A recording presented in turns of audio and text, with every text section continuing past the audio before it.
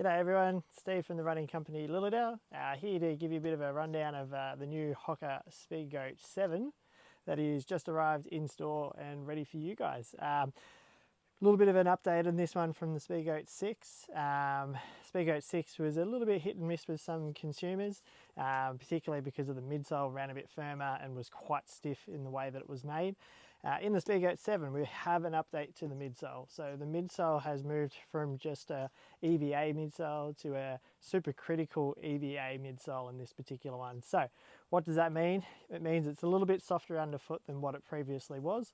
A little bit more responsive as well too. So nothing ridiculous, nothing out there that's too bouncy, too soft for some people, but definitely a tweak in the midsole that will make it more appealing to a broad spectrum of trail runners and walkers who really enjoy the Hoka Speedgoat over the years. The other update to the Speedgoat is the upper. So they've moved to a weave upper rather than a sort of mesh upper that they used to have on the Speedgoat 6. So as you can see on the Speedgoat 6 there, we've moved to a weave upper on the Speedgoat 7. So what that is, it's a little bit more durable. It's also more weather and debris resistant as well too. So it is a bit more kind of crispy feeling, I guess, is the term that I would use across the foot, just meaning that the layer is thicker across the top of the foot to protect you from any of those elements that you're running through on trail surfaces.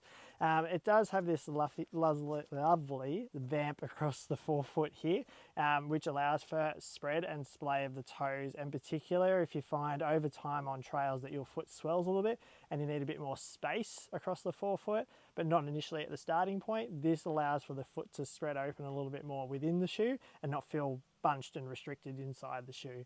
The other update to the Speedgoat 7 is the traction on the outer sole. Still Vibram Mega Grip, but a slightly different design and pattern to the base of that shoe. So what we're looking at is same sort of deep lugs that we had on the Speedgoat 6, just a change of those directions and the way they look. To be honest, on the Speedgoat 6, you can see here, they were really quite good, quite aggressive and quite grippy on multiple different surfaces, whether it was loose trail, mud, or slippery conditions. I found that worked really well for a lot of people. It'll still be the same on this. What we've got here though is a slightly different configuration of lugs, forefoot to rear foot for extra grip and traction underfoot, but overall should feel the same as what they have over the last few editions of the Speedgoat, with the Vibram Mega Grip being exceptional in what it does and when you need it to do what it wants to do. In my opinion, I haven't had any time to put some Ks into the Speedgoat 7 just yet because it only just came into my shop the other day, but I have been a lover of the Speedgoat over the years.